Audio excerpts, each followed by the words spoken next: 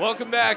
This is Hockey Primetime, coming to you on Sirius XM NHL Network Radio. My name is Conor McKenna, your host. We're live from the Edison Ale House, just outside the Prudential Center, excuse me, where the New Jersey Devils host the New York Islanders tonight. Bit of a rivalry game for the Devils and the Islanders, and we will be on site with that for you. We're with you until 7 o'clock, so about 25 or so minutes to go in the show.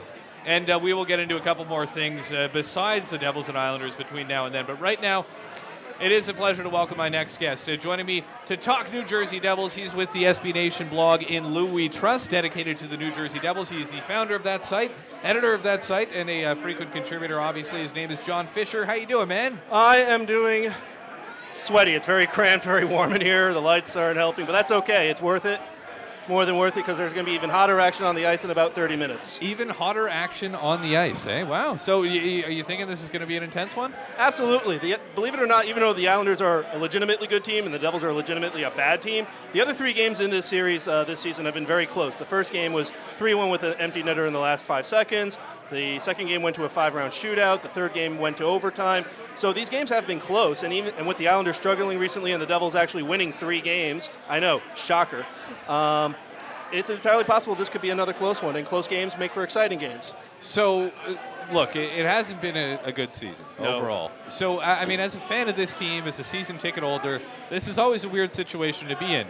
You want your team to win, especially when they're playing against rivals. However, every win takes you further away from an excellent draft pick or might cost you position in what's supposed to be the best NHL draft in recent memory. So does that have you feeling a little bit conflicted? Not really. I mean, to be honest with you, it's been apparent since November, December that this is a legitimately bad hockey team. However, I never thought that this is one of the worst 5 teams in the league.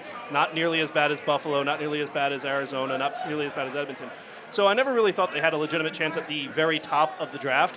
I think where they are in the standings is about where they should be, to be honest with you. And keep in mind, even though they've been winning recently, it's only because their goaltending has been absolutely amazing, astoundingly great, magisterial to use a fancy word.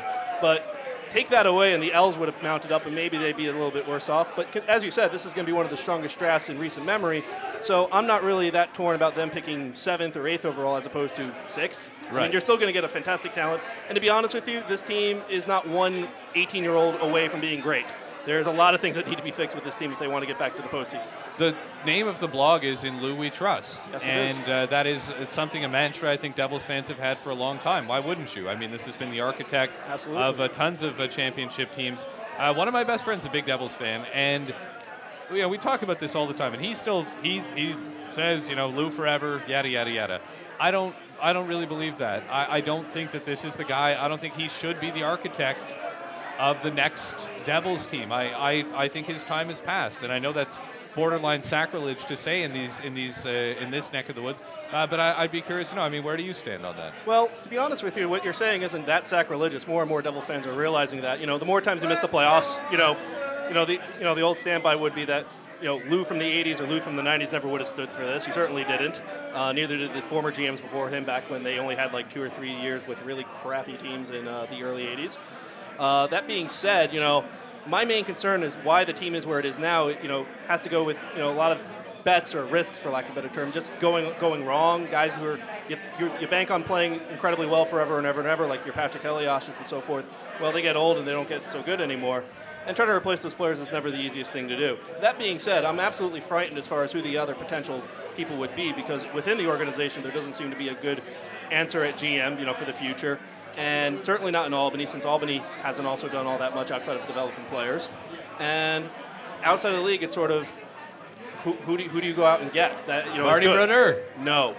You don't want Marty Brodeur to be the GM of the Devils? I want Marty. He'll have half a season of assistant GMing experience. Exactly. That's part of the problem. This is not a situation where you need a new guy to come in and give it a brand new look and hope everything works out right. You need somebody with experience. You need somebody who has an idea and a plan in mind as far as how they want to run the game. I mean, that's what's going to take the Devils to the next level, and it's what Lou actually had when he came in back in 1987. So ultimately, you really need somebody who's got some experience being a GM, be it an assistant GM for a while or a GM somewhere else, but at the same time, you need somebody to get back to success, and all the successful GMs are, they should stay with their teams already. So it's one of those, I'd rather keep the devil I know rather than the devil I don't know. No pun intended. No pun intended. So what about, so how about this idea, okay? We were talking about this off air. You don't feel that they're a year or two away from being a playoff team, maybe 2 years, but that might be being generous. That's being generous. So, how do you balance this? Because Lou Lamoriello is, he's the guy. Yeah. You can't show a guy like that the gate. Nobody does that. It's not done in the world of sports. He's a guy who I would have to think is going to be able to dictate the terms of his departure Absolutely. one way or another, right?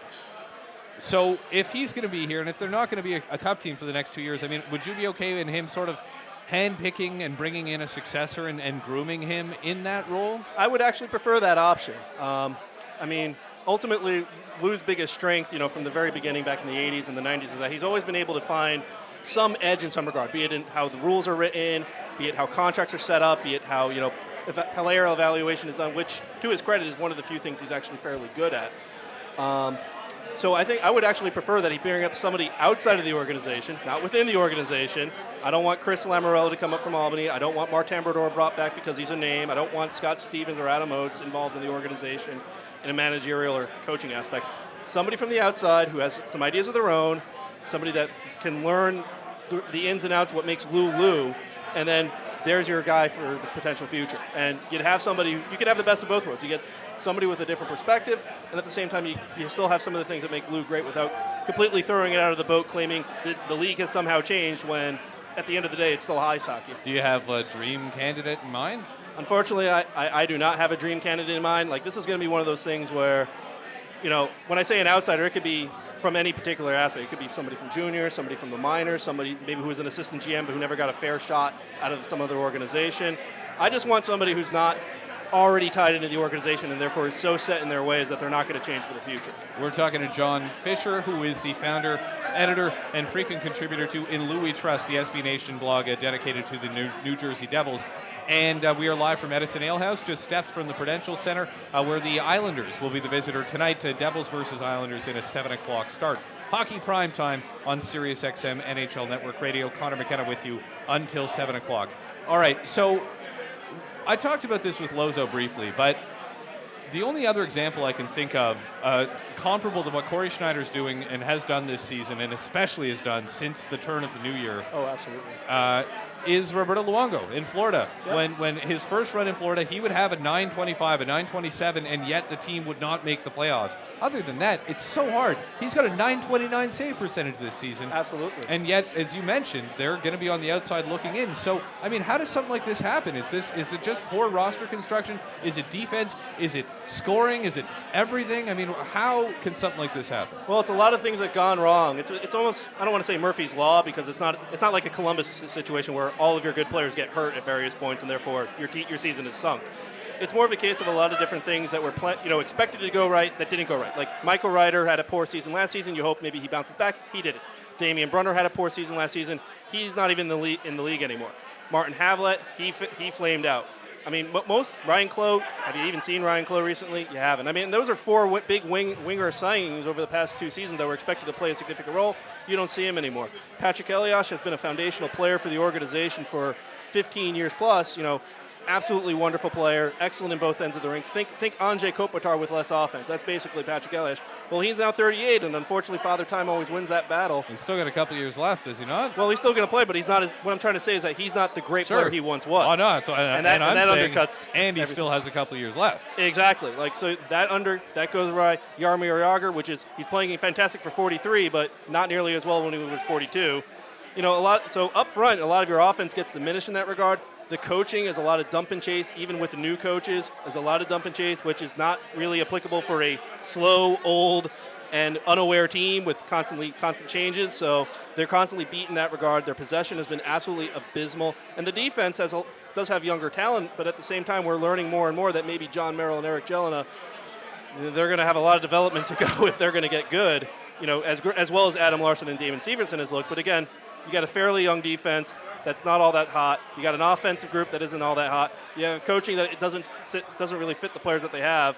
So Corey Schneider is really the only thing that has been clearly excellent all season. So Adam Larson hasn't been excellent. However, given the trajectory, the fact that many people wrote this player off in the last couple of years, I mean, it's got to feel pretty good and encouraging that at 22, he appears to have established himself as an NHL player and an effective one at that. Yeah, I mean, it's hard to you look at the outside, you look at their possession numbers with Andy Green, and it's like they're writing 40% at Corsi percentage, which is normally like, what are you doing? Why are you playing this many minutes? Why are you facing this tough competition? But that's because he's really the best of a young bunch, I should say. But at the same time, when you watch him, he's fixed a lot of the errors that he used to have. He used to play with a lot of tunnel vision. You know, his head would never be on a swivel. He would never look around for other players. Now he's doing that, and now he's able to actually make plays. He's realized, he's not a fast player, but he's become quicker, at least in his first step, which is important for a defenseman to make that extra play. He's not overthinking it when he has the puck. Before, he could make a great breakout pass if you give him time and space, but oftentimes on defense, you don't have the time. You certainly don't have the space. Now that he's, more used to just chipping it out, making a quick pass, making a quick play, just whether or not it's the perfect play or not, but just making a play is better than what he used to do, which is make no play, get checked, and lose the puck. So when you watch him play, you definitely can see that effectiveness. Hopefully the numbers will bear that out with better forwards, a better team overall. But you're absolutely right. Larsson's emergence has come in over the past few months, and it is heartening because he's one of the few players that the Devils are going to hope that is going to be legitimately really good in the future if they're going to become good. What needs to happen with Eric Gelinas, whose name you mentioned? He's got offensive upside. We know about the offensive upside. We saw it especially when he first established himself here. But, I mean, is the NHL the place for him? And what do you think about the way they've handled this development? Well, he has an excellent shot. Everything else, on the other hand, not as great. I mean, sometimes he can make a pretty good pass, but sometimes he'll miss like a guy 10 feet in front of him for no good reason. Like sometimes he'll be brave and try to carry a puck out on a breakout, especially on a power play, which can go any array from abysmal to decent. His defensive coverage is spotty at best. He's not a fast player. A lot of things about him just have to get better, and the hope has been, if you give him NHL games, he'll get better. He'll get used to the pace. He'll pick up the pace. He'll learn from his mistakes. But we're 100 games into his career right now, and he's still playing like he's only just joined the league. So I'm hoping that by next season or so, he can start picking these things up. But the Devils may have to make a hard decision with all of their young defensemen coming up. Not everyone's going to be able to play.